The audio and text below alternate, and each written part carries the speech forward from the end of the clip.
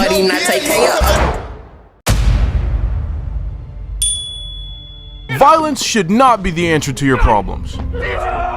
But damn, it sure is effective sometimes. Look, I know we all grew up with the same moral that violence just leads to more violence, thus doesn't actually solve anything, but that moral in itself doesn't solve anything. As stated earlier, this video is not to glorify violence, but it's just to raise awareness that sometimes violence will go out of its way to find you, even when you do everything to avoid it. Prime example, used to work in this building that served alcohol to adults all day long. Now I would tell you what company I worked for, but my boss directly told me not to ever bring up the name of the company in a video. And I'm gonna respect that because it's one of the most creative ways to say that will sue you for everything you have. And what do people do when they're in the middle of nowhere and they're drunk off their ass? They might laugh, hug maybe talk to each other, maybe talk to each other loudly, maybe talk even louder and angrier.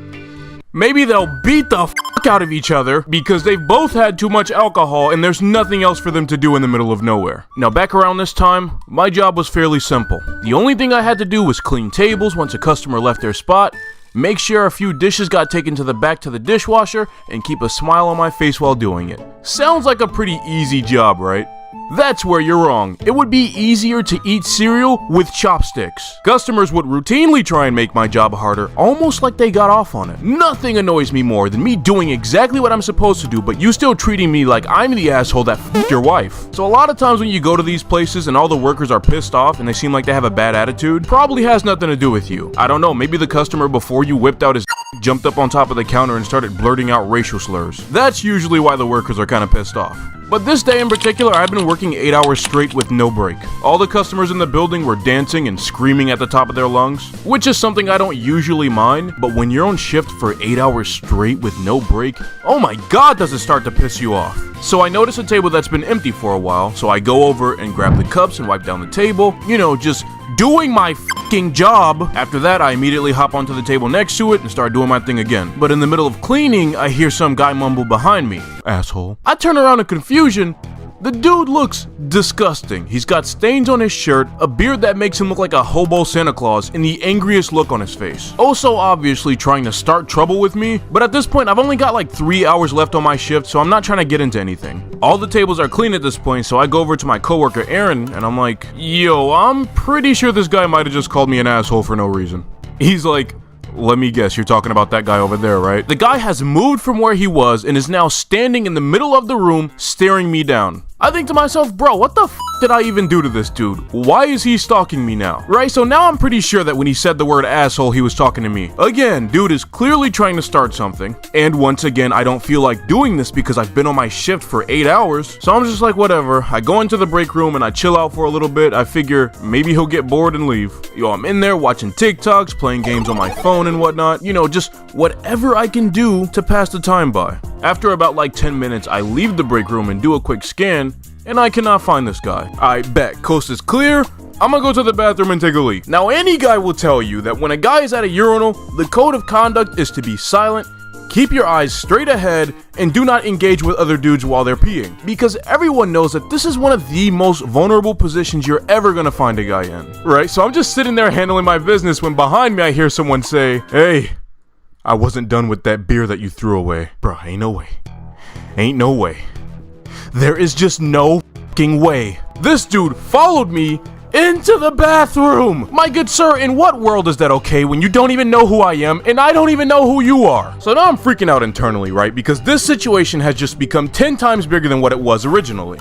You know what? I'm gonna keep following the urinal code of conduct and keep my eyes straight ahead. Because honestly, what the f am I supposed to do in this position? What, turn around and start pissing on the guy? After I finish my business, I walk right past him and proceed to wash my hands. I look in the mirror, and when I look at this dude's face, he is just as mad as he was 20 whole minutes ago. But at this point, the more I ignore him, the angrier he gets. So I asked the guy, "What are you talking about?" And he goes, "You cleaned the table while I was still using it, and you threw away my beer.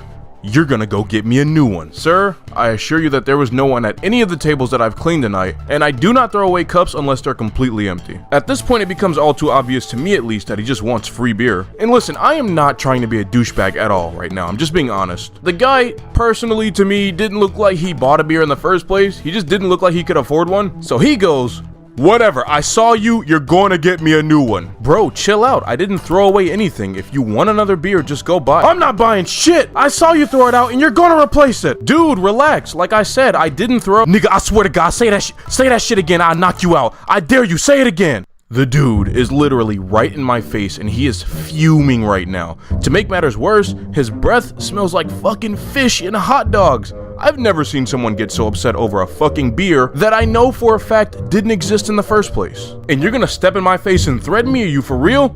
So I'm like, bro, watch your mouth. I'm not giving you shit. I try to walk around him, but he steps in my way. Yo, you cornering me right now and I don't really like it. You about to get fucked up, Brody. I reach into my back pocket. Now, what did I have in my back pocket? Literally nothing. But I figured reaching into my back pocket would make him think I have a knife or something, and he'd realize he was tripping because, to be honest, I was expecting him to see how big he made this small situation in any second. So what did he do next? Well, he then decided that the best thing he could do in this situation is push me. And when a guy pushes you before you start fighting, you kinda get a gauge of how strong he is. My dude, ain't nobody ever pushed me back that far. So now, right, I don't know if I can win this fight, because no one's ever pushed me so hard that I can still feel their hands on my chest, even after they're done pushing me. And before I even have a chance to react, I see him walking towards me, and I think to myself, dude, we're actually about to fight this dude. Suddenly I hear a voice in my head. You're gonna have to hit this guy in the face as hard as you fucking can. Adrenaline starts being streamlined straight from my heart into my entire body, and I could actually hear my own heartbeat. Bro, do you know how crazy it is to actually be able to hear your own heartbeat in a situation? So he's walking towards me. I sink my feet into the ground, I ball up my fist and put everything I possibly fucking could into this punch. For a split second, I blacked out. And by the time I realized what happened, there was a guy kneeled over Hobo Santa Claus's body. And a bunch of other customers are in the hallway screaming like they just saw a real-life boxing match. One of them is like, bro, I think you're about to get fired. The dude stands up holding his face. You're a bitch anyway. Told my boss what happened. She freaked the fuck out and sent me home early. I spent the entire drive on the way home replaying this incident in my head a million times. Luckily enough, I did not get fired. Turns out they cannot terminate you for self-defense. Moral of the story: I did not throw away that guy's beer. Believe it or not, this crazy ass story actually happened on one of the slowest days that I had ever experienced working for the coffee shop that shouldn't and will never be named in my videos because I don't want to get sued. Throughout the day, we had been trying to do things to keep ourselves busy so that we didn't get too bored. And for those of you who know which coffee shop I worked at in particular, you might be wondering exactly why the hell did this place of all places have no customers coming in. I mean, after all, it is one of the most profitable businesses in America. And that's because around that time, it was labeled as America's deadliest year. We were in the middle of a global pandemic, aka freaking crisis mode, and nobody wanted to leave their house because they had a fear of getting the Black Plague Part 2. Leaving streets relatively empty. We were so dead as a business, and I had so much time on my hands that I even volunteered to clean the women's bathroom, which for some reason is 10 times grosser than the men's. After I finished wiping down the counter, I look over to my buddy Joshua. I knew I was bored. He knew he was bored. And if you've ever had a coworker like me or Joshua on your shift, you know that there's not a such thing as being bored for a super long time. People like him are like a literal freaking godsend. Me and him would spend hours on shift just goofing off trying to make people laugh. So when he sees me looking at him, I get the strangest idea that our day is about to get a little more interesting.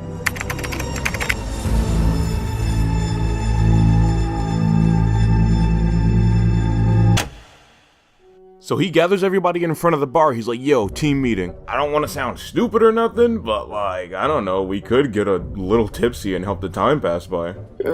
I don't know. We're at work right now. Yeah, we could get fired if we get caught. But what do you think, True? I'm down if you're down. I'm down, but like, I'm only down to do it if we're being extremely careful about it because we all could get fired for this. Good thing our boss isn't here. That lady would be super pissed if she found out. I'll join, but I won't drink much. Which, of course, was a completely different tune than what you would actually go on to do. You see, Charlotte was your basic Florida girl. In fact, this story time takes place when I used to live in Florida, and everybody lived every single day of their lives like it was a party. They all cash at me some money for the drink run, which brings us to about $80 to blow on drinks. Cause for some reason it was my job to secure the alcohol, and against my will Charlotte insists that she be the one to come with me because she knows more about alcohol and I don't. Which I'm not gonna deny, at the time I was a relatively new drinker. But oh my god, did I not want this girl to come with me in the first place. Charlotte had a little bit of a history of being super lewd towards me in the workplace, so being in any confined space with her for more than 3 minutes drove me crazy. We get to the store eventually and I give her my card. I let her know that her limit is $80, and if she goes over that limit, the only thing that's going to be coming back to the store with me are her teeth. So she gets all the drinks and we're leaving when I ask her, just curious, why all these drinks specifically? Trust me, these go down easier since you don't drink a lot, and they're easier to mistake for juice or water, you know, in case a boss or a customer walks in. Which was actually a really cool move on her part, not gonna lie. It is really sweet that she would center everything that we drink around that night around the premise that I don't drink and I don't like the taste of alcohol that much. She wanted to make sure I didn't throw up. I appreciate it. Do that kind of stuff for your friends, man. You guys suck. I've been out drinking with people and I've woke up in a pool of my own vomit, completely alone. That's really sweet of you. Thanks! Now, the trick is gonna be getting this into the store without being seen. You know, actually, I do have a bag in my car from when I used to do Uber Eats and Postmates. It's black and nobody can see through it, so no one's gonna know what we're bringing into the store. Granted, we did go out to have a good time. I totally get that. But can anybody tell me why this girl decides that what she's gonna do is open alcohol and start drinking immediately? Now, we've been in the car for all of 7 seconds, and mind you, do you know how much trouble you can get in for having open alcohol containers in your car? If a cop pulls you over and sees that, you will get arrested and go to prison. Actually, wait, no, I think you'll probably just get a ticket. She is in the passenger seat drinking like a fish right now. I'm like, bro, it's alcohol. It cannot taste that good for you to be drinking it like that. No, it's easy. It tastes like sparkling water. I'm gonna give you one. I want you to try and down this whole can.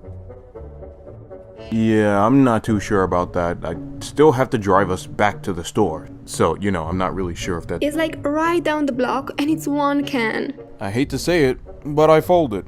I was thinking it's only one can, so what's the worst that could happen? Alcohol usually tastes like shit, but for some reason this time, it wasn't half bad. And now I've been drinking White Claw ever since, which is a drink that is universally hated by many people, but I don't care, it tastes good. So we pull off and start heading back to work. I look over at her, and she is still drinking. Bro, didn't she say that she wasn't even gonna drink a lot? She's gonna be drunk before we even get to the store. We get like outside the store and I'm grabbing the alcohol to put into my delivery bag. And she's already blown through half of one of the cases. Charlotte, are you drunk right now? Sorry, I couldn't help myself. It tastes so good. It makes it kinda easy to drink them. I'm not even trying to party poop at this point. We didn't buy a bunch of alcohol for her not to drink, so I'm not gonna get super upset that she is drunk. But Brody, time and place. I open the car door and I start bagging all the stuff that we bought. We start walking towards the building and I notice that Charlotte is not walking towards the building. She is stumbling towards the building. I immediately put my hands on her shoulders and walk her in a straight line, reminding her, you need to keep it together until we're inside the building. I managed to get her inside safely, give Joshua the bag, and he looks at the stuff we brought with the most devious look on his face. He knew what he was about to go in there and do.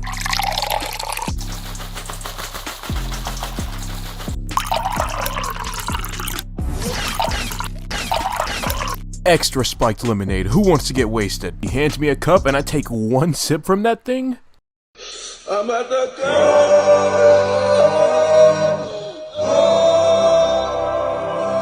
That was delicious. So at this point, everyone is drinking, and I'm already feeling tipsy. The girls turned on some music and started dancing. To just feel myself losing it a little bit more. Yo, I'm about to become real useless real soon. I need to start doing some work while I still can.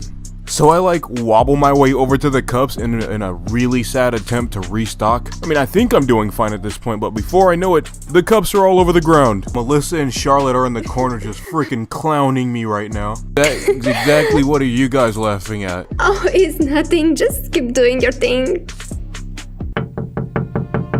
We all stopped what we were doing immediately. The girls turned off the music and we were all just focused on the tapping of the door. With only a little over an hour until close, who could be knocking at this time? We all felt like we knew the answer, but all of us were too afraid to say anything. What if it was a customer? What if it wasn't? And if it's not a customer, there's only one person it could be. The boss.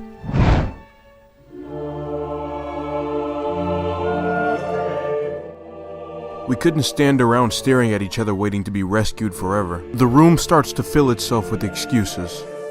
I've been drinking a lot. I can't. I don't care if it's a customer or the boss. I'm also too drunk. Brody, I spilled the fucking cups. Don't look at me. I can't do anything right now. Relax, I'll do it myself. He walks away to prepare himself to open the door. I do a quick scan to make sure there's no alcohol left out. I give him the signal, and then I went back to restocking. Hello, how are you, sir? What can I get for you? Sorry. The customer orders a drink and I rush to the back to make it for them. Josh gets the guy's money and the girls find something to pretend to clean, I guess. Whole time I'm back there making the guy's drink, I'm like dropping shit and mixing the ingredients, and the customer looks over and asks me, are you okay? Bro, I'm so okay that it isn't even fair to everybody else because of how okay I am and how okay they're not. Now, I don't know exactly what I said, but it was something really dumb along those lines. I mean, I was expecting to have fully failed after saying that, but he just looked at me and said, huh, I kinda like that. After I give the guy his drink and he leaves the store, we spend the next 20 minutes just laughing and drinking some more, while my coworkers point out the sheer absurdity in what I said to him. We've already locked up the building at this point, and we only have about 3 minutes until we have to leave. Guys, I'm having so much fun. I kinda don't wanna go home. So we all agreed to go to a local bar after work. The only hiccup being is that Melissa and Charlotte do not have cars, which wouldn't usually be a problem, but Charlotte is still at least a little bit tipsy at this point. If we're alone and she flirts with me while we're sober, then you can bet your sweet ass she's gonna be trying to flirt with me while we're the only 2 people in my car. But I couldn't exactly just leave without her, cause she needs to come with me to be a good friend. Claiming that she's been sensing some kind of romantic energy between Joshua and Melissa and wants to give them some alone time on the way there. I am many things, a degenerate being one of them, but I'm no cockblock. We're in my car and the bar is like 10 minutes away. I'm starting to come down. I'm not really drunk anymore at this point, so I figured she wouldn't be drunk either since all the alcohol is in Josh's car. I'm like, alright, say less. This is going to be a normal ass car ride, no curveballs, no nothing. And I get to enjoy that piece for all of about 15 seconds, until my ears are cursed, of course, with the crisp sound of... Bro, tell me why Charlotte is still drinking. Brody, give yourself a break. So I tell you what I'm not gonna do. I'm not gonna move the car. Driving once with open alcohol in the car is an issue. Driving twice with open alcohol in the car is a problem. I need to come down after spending a significant part of my day being intoxicated. So we're gonna sit here for a little while, okay? Like, bitch, do you understand what I'm trying to say to you right now? I mean, at this point, I'm hoping that at the very least I can get her to play a little follow the leader with me on this one, or that she'll finish that last White Claw before we take off. So, like, are you dating anyone right now? Thanks for asking. Yes, I am. You're gonna end up cheating on her. What? You're gonna end up doing what boys do. You're gonna get drunk one day and go out with a girl and completely forget about her. Trust me, guys do it all the time. Yeah, you're gonna have to miss me with that because I really don't see that happening. Who knows? You might end up cheating tonight. Like I said, somehow I really don't see that happening. Oh yeah? Joshua told me you're a food guy? What do you think of this? She takes off her shoes and her socks and puts her feet on my dashboard right in front of me. You can touch them if you like. Yo, who the f*** raised you?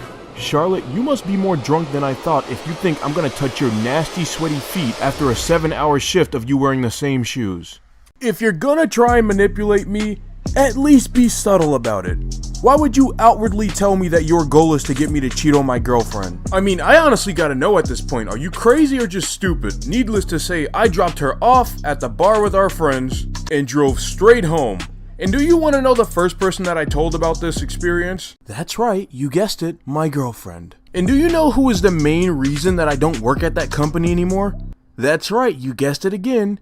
Charlotte. And oh boy, trust me, I've seen her do a lot worse. How many of you guys remember the tale of Charlotte? In the video, she was described to be an extremely pushy person, an overly sexual person, had no sense of boundaries, tried to get me to cheat on my girlfriend, and was ultimately the reason that I quit.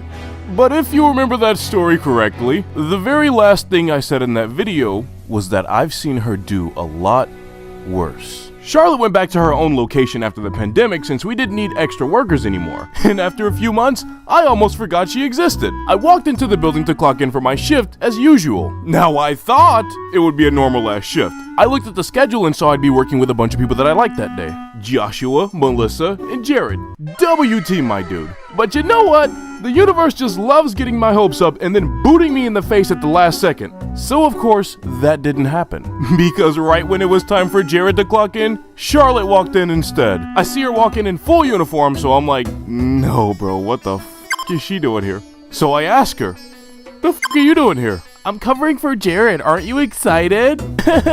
we're gonna have so much fun.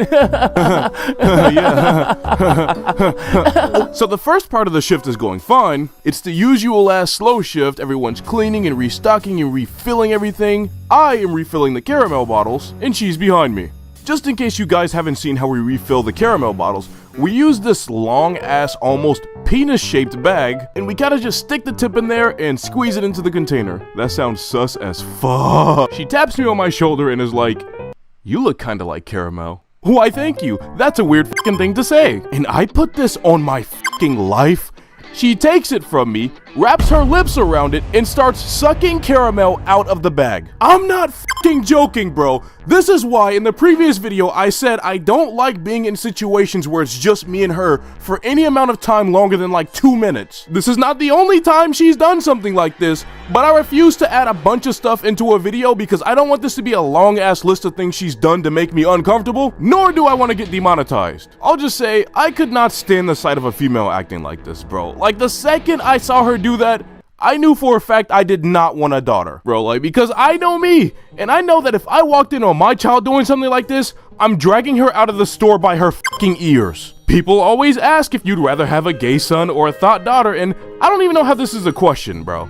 I wouldn't have the slightest issue having a gay son. Shit, we can play dolls together, honestly. That little nigga wanna play dress up? We'll borrow some of his mom's clothes. Best believe I'ma be putting that dress to work, my boy. I'll do anything for my baby boy. But I'm not helping my thought daughter set up her OnlyFans, dude. And if she gets pregnant as a result of her bad decisions, then... What daughter? Shit, I don't know who the hell you are. Yeah, like... So when she finishes doing what she's doing, she has caramel all over her face and hands. She then stares at me while cleaning it off her fingers. I'm gonna go call my girlfriend. Hello? I want to go home. So I explained the situation to her, and she was not happy, to say the least, that Charlotte was back again. Funnily enough, she was actually in town visiting me for the week, but she was 30 minutes from my job and had no car to come down there to punch Charlotte in the throat. After my break, I went back on my shift and decided to let her work the ovens while I went far to the other side of the store to make drinks. And she'll occasionally look over at me while she's cleaning, but that's to be expected. Not that I'm trying to hype myself up, but that's just who she was. Those of you that follow me on Snap may already know this, but I'm not some bizarrely good-looking fucking supermodel. I'm a big lanky ball of energy who would much rather have fun with my friends than try and look cool. And the reason I'm saying all this is just because I just want to say why Charlotte or any other girl likes me is a big-ass mystery to me. You got me? Okay, good. Back to the story. So I don't mind her looking over at me, obviously not like a cancelable offense. But it's what she did next that still sends shivers down my asshole every time I think about it. So I finish making the drink, put a lid on it, and lean over the counter to call out the customer's name. Venti caramel latte for Kyle.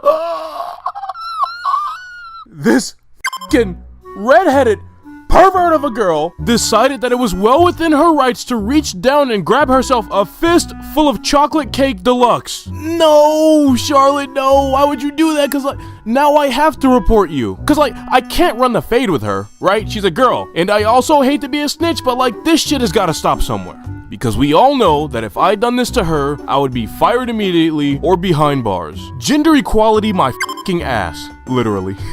So I put down the customer's drink Walk over to the other side of the room to Melissa, and I tell her what just happened. She laughs, I don't, go figure. However, Joshua, on the other hand, is a supervisor and a close friend of mine, so I figure I'll just tell him after the shift. I finished the rest of my shift with the biggest amount of side-eye towards her. After we close up shop, I stay behind with Joshua to tell him what happened. I tell him everything that she's done, and he looks at me and he says, "Oh man, you know, when she does that kind of thing, just do it back to her." What the f*** is this company? I put in my 2 weeks shortly after that. And if a dude can get fired because he makes a girl mildly uncomfortable, but a girl can't get fired for outright assaulting a guy, what kind of f***ing world do we live in? Intimacy between you and your partner should be something that's practiced in private. And let me just translate that for your TikTok brains.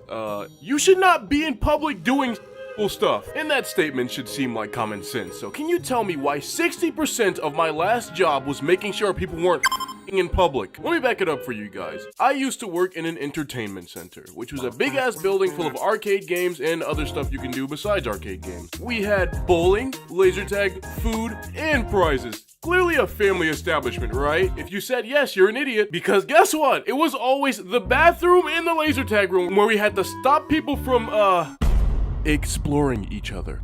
Which I don't get, because if you're gonna do something with someone you love, wouldn't you want it to be in a comfortable setting? Like, dude, what the f is so glorious about a public bathroom? That's disgusting. I don't know, I would feel like a whack ass for doing that in the bathroom of an arcade. What's so glorious about doing it in an arcade? Can you imagine being at an arcade and you're like, "Oh baby, you're gonna get it good when I finish this level of Pac-Man." Like, I would often get assigned to clean the laser tag room, and it smelled absolutely putrid in there. Like, imagine a smell so bad it damn near sweeps you off your feet. After like a month of me working there, I asked my coworker, "Yo, what is that smell?" "That's just laser tag. People come in here and they sweat and they stink." "Oh, okay," because I was about to say it's also people f***ing here. Actually, it's not even just the customers. Explain yourself now. So he catches me up on the lore, and I find out that this happens quite a bit in laser tag. He didn't seem all that fazed by it anymore. I guess every workplace has its own canon event, and this was ours. So I say, "Don't we have 2 cameras in the laser tag room?" "Yeah, but between you and me, those 2 things are horribly placed. You see how big this room is? You think those 2 cameras can stop us from doing anything? If you do it right next to one of the cameras, then yeah, you're an idiot and the manager's gonna come over here and chew you out. But there's a whole other side of the room that the cameras can't even see on." And I kinda got it at that point. I mean, there is something about angry moms, testosterone-driven dads, and managers bitching at you to clean and do better that would kinda make you me by the end of the day. "Baby, I'm home from work, come here. My manager was a complete asshole to me today, and it left me feeling completely destroyed, so I figured the best revenge is for me to come home and completely destroy that." Morning shifts were always pretty slow, but we still figured out how to have fun. We'd eat the candy we were supposed to sell, we'd go bowling, and sometimes the kitchen staff would even make us breakfast. I mean, we essentially had this whole big-ass building to ourselves for like 5 hours. One morning in particular, we were working another dead shift, which like I said before, me and Aaron don't usually mind. The only thing we had a problem with was the amount of PDA that Harold and Tasha were displaying. Reason number 1, it's weird and it made us uncomfortable. Reason number 2, both of them already have partners. Partners who work at the same job. And I really don't want them begging me to keep secrets from their partners about this. I come here to work, f*** you and your tea. So I turn to them and say, "Ain't both of y'all already seeing somebody? You should probably knock it off. The managers could be watching." They both get visibly annoyed with my comment, and she drags him to laser tag. I pretend to sweep the floor just in case one of the managers actually are watching us through the cameras. Then I just think to myself, bro, she just dragged this into laser tag. What do you think is gonna happen in a dark room between 2 people like this who aren't being monitored? I immediately drop the broom and run over to laser tag. I peek my head into the entrance, I don't see them. I go further into laser tag, I still don't see them. But, you think you make it like that, huh? I can still hear them. So I ran to duck behind one of the walls, I crouched down, pull out my phone and text her boyfriend to ask if they were still together. And I typically wouldn't give this much of a shit, but my manager had been hinting that I would have been the next one to get promoted. Now the promotion wouldn't have been all that, but I would be able to tell people to clean things and do better like my managers had been doing to me. And that is all the power in the world to a black guy. And I will be happy to snitch if I get that $1.50 pay raise, my boy. Plus it's unfair, I gotta be down here pretending to work while you're up there screwing somebody's girlfriend. Some people have no integrity. Things go quiet for a while, so I'm just kinda stuck just waiting to hear any noise. But when I do hear noise, I am almost positive it is the sound of a belt buckle. What the hell is that? Oh, big boy, you know good and well what sound that is. The sound of a belt buckle, right? No, don't be stupid. It's the sound of you not getting a promotion. If they get caught doing this while you're on shift, it's over for you. Or we could just let them do what they do. I don't really want to be a snitch. Plus, what if they really like each other? What if they like each other? Bro, they both have partners already. That's f***ed up. And they call me the bad guy. Wait, shut up, I got a text. Yeah, we're still together. Why? Ooh. Wait, do you guys hear that?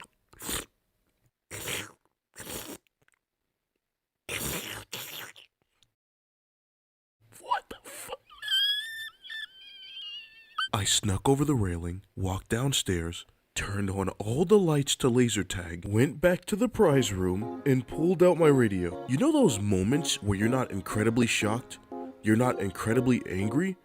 You're just incredibly disappointed. This was that moment. Yeah, I need you guys to stop doing that in laser tag and get back in here and start working. Harold picks up his radio and thinks that I'm joking, so he says, "Oh, look at DeShante trying to be intimidating again." Buddy, I was in laser tag a few seconds ago, and you can come in here and have this conversation with me, or you can go have this conversation with a manager.